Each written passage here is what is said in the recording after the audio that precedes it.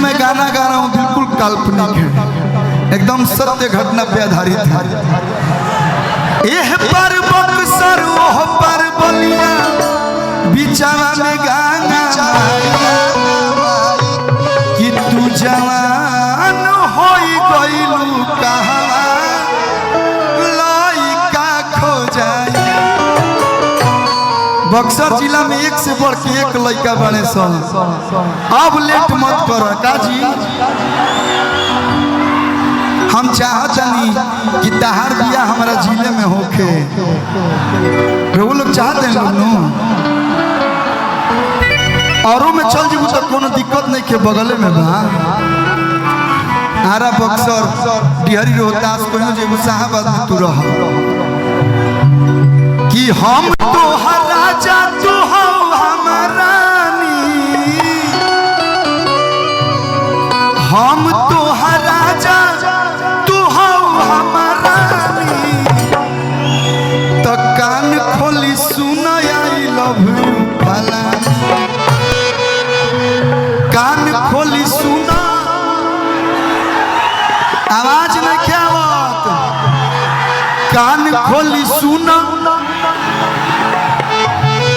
I love you two बोलबू अभी तारा के क्लेमर एक तारा घरे पहुंच जाए। हम भैया लोग को घाटा भी नहीं लगने देंगे, इतना मेरे भैया सब इतना एकदम दिलदार है, सब एटीएम स्वाइप करके एक बाइक पहुंचवा दी हसन कि हम तो हर राजा तू हो हमारा नी, तो कान खोली सुना, तो कान खोली सुना आई लव यू फलानी, कान खोली सुना आई लव यू फलानी, पलटी के पानी, पलटी के पानी जस छलक के जवानी, पलटी के पानी जस छलक के जवानी। एक बार तार ड्रेस देख के बुझाता न, इनकर ड्रेस से मेरे जानता नहीं कैसा लगता, बुझाता रे कि ना पुलाव में बड़की मछरिया रहली सो, वेल मछली कहा जाता है ना उसको। हम तो भैया इस सब के बारे में ज्यादा नहीं जानते, एकदम आप जलपरी लग रही है कि बलाटी के पानी जस छलक के जवानी, तो कान खोली सुना आई लव यू, कान खोली सुना आई लव यू फलानी, कान खोली सुना आई लव यू फलानी, कान खोली सुना आई लव यू फलानी। तेरी मेरी मेरी तेरी प्रेम कहानी है मुश्किल दो लफ्जों में बयाना,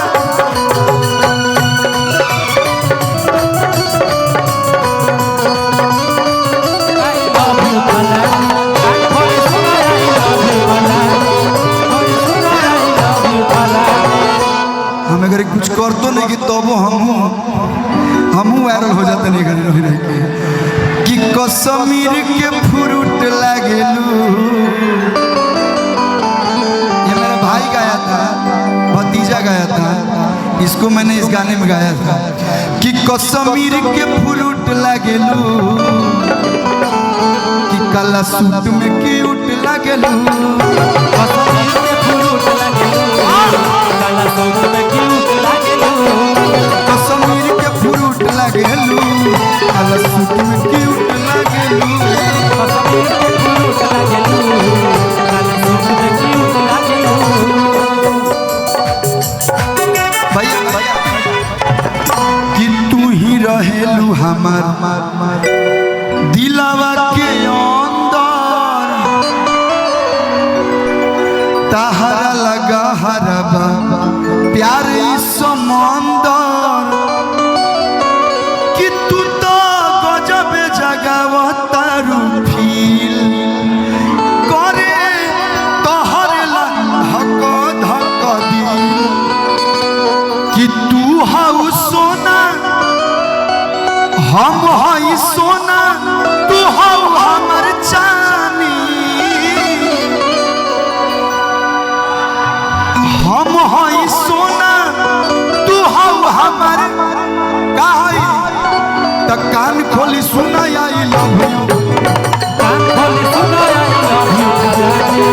खोली सुना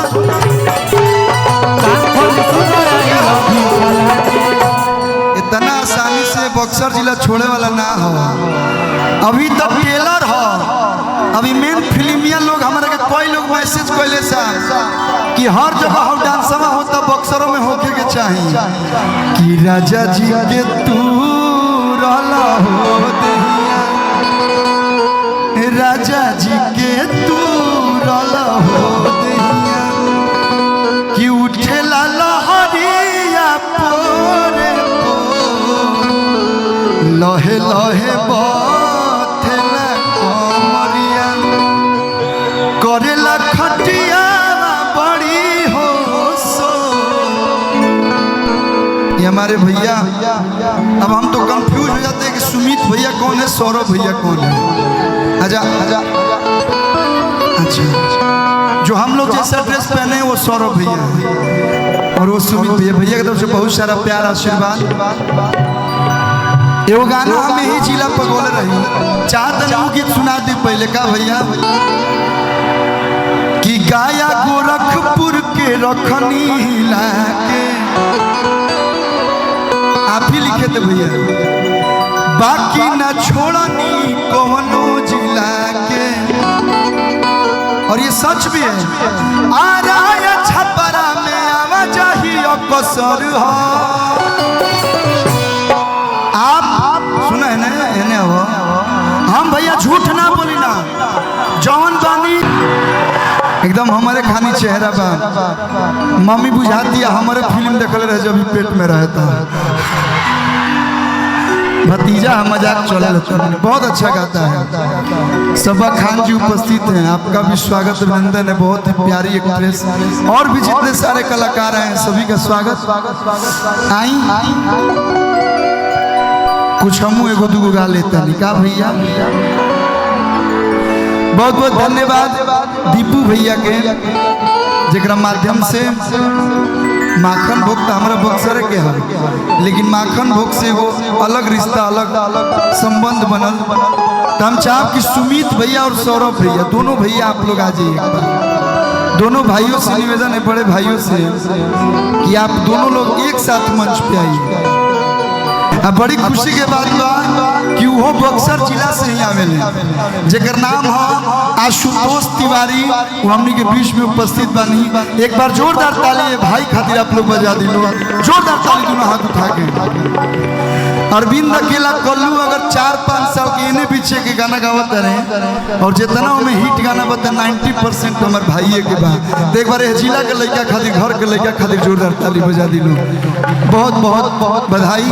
सही हमने के जोड़ी बनल रहो। आंसू आंसू अब यहाँ तो उठावल जाओ ना।